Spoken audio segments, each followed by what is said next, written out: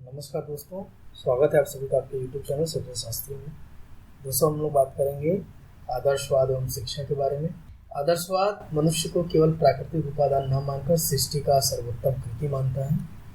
आदर्शवादी के लिए प्राकृतिक वातावरण से अधिक सांस्कृतिक वातावरण का महत्व है, क्योंकि वह मनुष्य की अपनी उपलब्धि है। यदि सांस्कृतिक निधि का आत्मीकरण करके व्यक्ति उससे आगे बढ़ाने में सक्षम बनता है।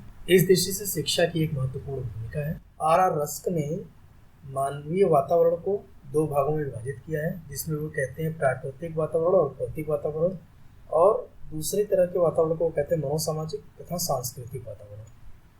प्राकृतिक व भौतिक वातावरण को भी वो दो भागों में विभाजित करते हैं। एक वो कहते हैं कि भौतिक वातावरण होता है और एक कहते हैं कि तकनीकी वातावरण होता है। और मनोसामाजिक या सांस्कृतिक वातावरण को वो दो भागों में विभाजित करते हैं, जिसे वे सौंदर्यात्मक, बौद्धिक, धार्मिक और नैतिक वातावरण के रूप में बताते हैं। और कहते हैं कि किसी भी व्यापक माने जाने वाली शिक्षा प्रणाली में इन सभी अंगों की सराहना करने के लिए हमें बालक को तैयार करना पड़ेगा। कोई भी शिक्षा प्रणाली जो इनमें से किसी एक भी पक्ष की उपेक्षा करती है वह अवश्य ही अपूर्ण है। अब हम लोग शिक्षा की परिभाषा की बात करेंगे आदर्शवाद के अनुसार। सबसे पहले पेस्टोलॉजी की बात करते हैं। पेस्टोलॉजी कहते हैं कि मनुष्य की स्वाभाविक शक्तियों का प्राकृतिक, सर्वांगीण और प्रगतिशील विकास ही शिक्षा है। एडिशन का मत है कि शिक्षा जब किसी श्रेष्ठ पुरुष के मस्तिष्क पर प्रभाव डालती है तब उसके सभी सुप्त गुणों को पूर्णतया और पूर्णताओं को बाहर प्रकट कर देती है। बटलर का मत है कि शिक्षा इस प्रकार की क्रिया अथवा अध्यवसाय है जिसके द्वारा मानव समाज के अधिक परिपक्व सदस्य कम परिपक्व सदस्यों में अधिक परिपक्वता लाने के निमित्त तथा उसके द्वारा मानव जीवन में सुधार लाने के लिए योगदान करने का प्रयत्न करते हैं। शिक्षा के बारे में आदर्शवाद का मत है कि शिक्षा प्रदान करने के लिए तथा अर्जित करने के लिए सक्रिय प्रयास करना पड़ता है। बिना प्रयत्न के शिक्षा नहीं होती है। शिक्षा प्राप्त करने के लिए शिक्षक की अनिवार्य रूप से आवश्यकता होती है। शिक्षा के उद्देश्य तथा लक्ष्य पूर्व निर्धारित होते हैं। शिक्षा से न केवल व्यक्ति का विकास होता है अपितु मानव समाज बेहतर बनता है। शिक्षा से व्यक्ति परिपक्व बनता है, अर्थात वह संस्कारी बनता है। अब हम लोग शिक्षा के उद्देश्य की बात करेंगे। आदर्शवाद के अनुसार शिक्षा के क्या उद्देश्य हैं? आदर्शवाद मानव व्यक्तित्व की सर्वोत्तम तथा ईश्वरीय कृति मानता है, अतः जीवन का सर्वोच्च लक्ष्य व्यक्तित्व का उच्चतम विकास अथवा स्वानुभूति है। बोगोस्लोवस्की ने आत्मानुभूति के 4 सोपान बताए हैं, जिस पर बालक आत्मानुभूति को प्राप्त करता है। सबसे निचला स्तर शारीरिक अथवा जैविक स्व को माना गया है। शारीरिक तथा जैविक विकास आत्मानुभूति की प्रथम सीढ़ी है। इसके बाद में सामाजिक स्व की बात करते हैं। सामाजिक स्व में सामाजिक स्तर के अंतर्गत ये आता है, जिसमें व्यक्ति अपना त्याग करता है और समाज की जो स्वीकृति होती है, जो उसके नियम होते हैं, उसको स्वीकार करता है। तीसरा स्तर बौद्धिक स्व की अनुभूति का है, जिसके अंतर्गत सामाजिक स्वीकृति तथा अस्वीकृति के कारण व्यक्ति का व्यवहार नियंत्रण नहीं रहता है, परंतु तर्कणात्मक बुद्धि के द्वारा वह स्व की अनुभूति करता है। वह सामाजिक नैतिकता से ऊपर उठकर के सद असद और श्रेयस प्रेयस में तर्क बुद्धि द्वारा भेद कर सकता है और उसका आचरण चिंतन और विश्वास विवेकपूर्ण हो जाता है। चौथा सोपान आध्यात्मिक स्व का है, जिसमें केवल तर्कनापरक बौद्धिक शांति ही नहीं मिलती अपितु संपूर्ण व्यक्तित्व का रूपांतरण हो जाता है। गुण सहज बन जाते हैं, न शारीरिक सुख के कारण होते हैं, न सामाजिक स्वीकृति के कारण और न ही बौद्धिक तृप्ति के लिए होते हैं, अपितु वे जीवन के सहज अंग बन जाते हैं। उस स्थिति में व्यक्ति का विश्वास तथा तादात्म्य हो जाता है। सत्यम शिवम सुंदरम की अनुभूति कराना। सत्यम शिवम सुंदरम की अनुभूति कराना आदर्शवाद का एक लक्ष्य है, जिसमें सत्य को निरपेक्ष, चरम, अविनाशी, प्राथमिक और संपूर्ण विश्व का आधार माना गया है। सत्यम शिवम सुंदरम को क्रमशः ज्ञानात्मक, क्रियात्मक और भावात्मक क्रिया माना गया है। बोगोस्लोवस्की के अनुसार हमारा उद्देश्य छात्रों को इस योग्य बनाना है कि वह संपन्न संसार युक्त जीवन बिता सके, सर्वांगीण एवं रंगीन व्यक्तित्व का निर्माण कर सके, सुखी रहने के उल्लास का उपयोग कर सके, यदि तकलीफें आए तो गरिमा और लाभ के साथ उसका सामना कर सके तथा उच्च जीवन को जीने में दूसरे लोगों की सहायता कर सके। इसी प्रकार हॉर्न का मत है, हम अपने शैक्षिक उद्देश्य को 6 सोपानों के अंतर्गत विभाजित करते हैं, जिसमें प्रथम सोपान में शारीरिक स्वास्थ्य आता है, द्वितीय सोपान आर्थिक स्वतंत्रता, तृतीय सोपान ज्ञान की प्राप्ति, चतुर्थ सोपान सौंदर्य की सराहना, इसके पश्चात चरित्र का निर्माण करना और अंतिम सोपान उपासना की प्राप्ति। आदर्शवादी शिक्षा न केवल व्यक्तिगत उद्देश्यों पर ध्यान देती है बल्कि सामाजिक उद्देश्यों के लिए भी ध्यान देती है। हॉकिंग के अनुसार संप्रेषण दूसरा विकास के लिए प्रावधान किया जाता है। इसके लिए हमें सामाजिक रूप से बालक को मजबूत करना होता है। फॉर्म के अनुसार व्यक्ति विशेष से संबंधित शैक्षिक उद्देश्यों में सांस्कृतिक ज्ञान और विकास का समावेश होना चाहिए।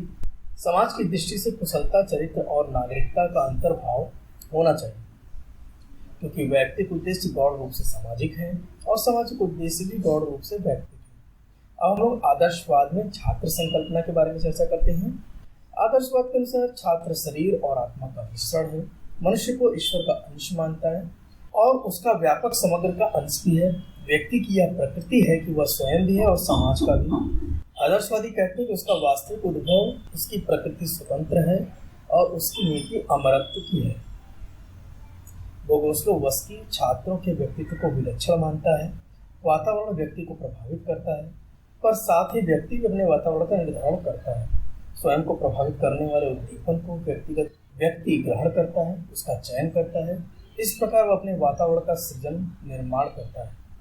सामाजिक पक्षों में व्यक्तित्व द्वारा वातावरण के सर्जन को प्राथमिकता प्राप्त होती है। शिक्षार्थी की नैतिक स्थान के अनुसार बालक न तो जन्म से अच्छा होता है, न ही बुरा। यदि आत्मा की प्रकृति शुभ है तो दूसरी ओर आदर्शवादी पाप के अस्तित्व को भी स्वीकार करता है। छात्र में स्वतंत्र संकल्प शक्ति होनी चाहिए। अब हम लोग छात्र संकल्पना के पश्चात आदर्शवाद की शिक्षक संकल्पना पे बात करते हैं। आदर्शवाद में शिक्षक को महत्वपूर्ण स्थान दिया गया है। आदर्शवाद के अनुसार छात्र के सम्मानित शिक्षक भी इस तर्कनापूर्ण विश्व की एक इकाई है। दोनों ही विश्वात्मा के अंग हैं, दोनों का अपना स्थान है, दोनों विश्व योजना में अपना अपना दायित्व पूरा करते हैं। दोनों के बीच क्या संबंध है कि अध्यापक अपने व्यक्तित्व तथा कृतित्व द्वारा छात्रों के लिए ऐसा वातावरण तैयार करता है जिसमें विकास पाकर बालक सत्ता के निकट पहुंचता है। अध्यापक के मार्गदर्शन द्वारा छात्र क्रम से पूर्णता की ओर अग्रसर होता है। आदर्शवादी दार्शनिक फ्रोबेल और एस्ट्रोलॉजी विद्यालय को उद्यान और शिक्षक को माली तथा बालक को पौधे के समान मानते हैं। जहाँ आवश्यकता होती है वहाँ अध्यापक छात्रों की सहायता भी करता है, उसकी ज्ञान सुधा तृप्त करने के लिए ज्ञान भी देता है और सुंदर और ज्ञान पिपाशा को शांत करने के लिए भावात्मक साधन भी प्रस्तुत करता है। अब हम लोग आदर्शवादी दार्शनिक बटलर के अनुसार शिक्षक के कुछ गुणों के बारे में चर्चा कर लेते हैं। वे कहता है कि शिक्षक बालक की सत्ता का साकार स्वरूप होता है। अपरिपक्व बुद्धि बालक के लिए अध्यापक ही विश्वात्मा का रूप है। अध्यापक को अपने छात्र के विषय में पूर्ण ज्ञान है, अन्यथा छात्रों को पढ़ाना असंभव है। शिक्षक को अपनी व्यवसाय कला में दक्ष होना चाहिए। शिक्षक को अपने ज्ञान, व्यक्तित्व, अध्यापन तथा चरित्र के प्रभाव से विद्यार्थियों का आदर प्राप्त कर सकना चाहिए। शिक्षकों को अपने छात्रों का हितैषी व मित्र होना चाहिए। अध्यापक में ऐसा गुण होना चाहिए कि वह सीखने के लिए छात्रों को प्रेरित कर सके और पढ़ाने के लिए रुचि जागृत कर सके। छात्र को शिक्षक को जीवन की कला में निपुण होना चाहिए। जो अध्यापक जीवन के उल्लास से ग्रहण नहीं कर सकता, वह छात्र को जीवन शक्ति प्रदान नहीं कर सकता। बालक को पूर्ण बनाने में शिक्षक को ईश्वर का सहयोगी बनना चाहिए। जैसे ईश्वर की निरंतर पूर्णता की ओर ले जाता है, वैसे ही शिक्षक भी छात्र को पूर्ण बनाने में ईश्वर के कार्य में सहायक बनता है। शिक्षक को अपना विषय छात्रों को ठीक प्रकार समझा सकना चाहिए। शिक्षक के मन में अपने विषय के प्रति सराहना का भाव होना चाहिए, जो सिखाने के दायित्व ग्रहण कर सके और उसे स्वयं निरंतर अध्ययन करते रहना चाहिए। शिक्षक को प्रगतिशील विचारों का अभिरूप होना चाहिए। शिक्षक को लोकतंत्र का निर्माता होना चाहिए। लोकतांत्रिक सिद्धांतों में उसका विश्वास होना चाहिए तथा कक्षा अध्यापन में उसका प्रयोग उसे करना चाहिए। उसे आकृति का अभ्यास करना चाहिए, अर्थात छात्रों की सहायता से उसे अपने आप को विस्तृत कर देना चाहिए। अब हम लोग आदर्शवादी पाठ्यक्रम की बात करते हैं। बोगोस्लोवस्की ने पाठ्यक्रम को 4 भागों में विभाजित किया है। प्रथम खंड को वो विश्व खंड कहता है। इसके अंतर्गत वैज्ञानिक विषय, प्रकृति की निर्जीव शक्तियाँ, सौर मंडल, जीवन का विकास, मानवीय नाटक की पृष्ठभूमि आदि सिखाता है। दूसरा विभाग सभ्यता खंड में, इसमें सामाजिक विज्ञान, मानव संस्थाओं की शिक्षण सिद्धियाँ, वातावरण पर नियंत्रण, जीवन यापन की कला, भोजन, वस्त्र, निवास, कला कौशल, संचार व्यवस्था, शासन प्रणाली इत्यादि विषयों को इसमें सम्मिलित करते हैं। तीसरा विभाग संस्कृति खंड, इसमें दर्शन, कला, साहित्य, धर्म और वातावरण की शिक्षा देता है। अंतिम खंड व्यक्तित्व निर्माण विभाग, इसमें व्यक्ति के शारीरिक, प्राकृतिक, भावात्मक और बौद्धिक पक्ष को सम्मिलित करता है। और शिक्षण प्रक्रिया की बात करते हैं। आदर्शवाद प्रत्यक्ष और अप्रत्यक्ष दोनों प्रणालियों से शिक्षा देने में विश्वास करता है। वह आत्मक्रिया के द्वारा, स्वाध्याय के द्वारा शिक्षा देने की बात करता है और कोशिश करता है कि शिक्षक ऐसे आचरण को प्रदर्शित करें जिसका अनुकरण छात्र कर सके। अनुकरण को उन्होंने कई प्रकार से व्याख्यायित किया है। स्थूल पदार्थों और क्रियाओं के उत्कृष्ट नमूनों का अनुकरण करना, किसी व्यक्ति का अनुकरण करना जिससे वह प्रेरणा ले सके, राष्ट्रीय, धार्मिक, ऐतिहासिक तथा साहित्य के धीरोदात्त नायकों का अनुसरण करना, व्यक्ति निरपेक्ष गुणों का अनुकरण करना, अर्थात जो व्यक्ति के गुण है उसका वह अनुकरण करें। शिक्षण विधियों में वह श्रवण, मनन और निधिध्यासन अर्थात व्याख्यान विधि को ज़्यादा महत्व देता है। सुकरात की चर्चा प्रणाली और प्रश्नोत्तर विधि, व्याख्यान और विस्तार, वाद विवाद विधि की चर्चा सभी आदर्शवादी करते हैं और उसे स्वीकार करते हैं। प्लेटो की संवाद विधि भी एक शिक्षण विधि है जिसमें हम बच्चों से बातचीत करके संवाद स्थापित करके शिक्षण कार्य करते हैं। हेगल ने तर्क विधि को दिया है। इसमें द्वंद्वात्मक भौतिकवाद का जो हम लोगों ने चर्चा किया था पिछले वीडियो में, उसमें ये तर्क विधि आई थी कि वाद विवाद और संवाद के माध्यम से हम शिक्षा ग्रहण करते हैं। फ्रॉबेल आधुनिक आदर्शवादी है जो कि खेल विधि द्वारा बालकों को उनकी रुचि जागृत करके उनके अनुसार शिक्षा देने का प्रयास करता है। अब हम लोग आज के अंतिम टॉपिक आदर्शवादी अनुशासन की बात कर लेते हैं।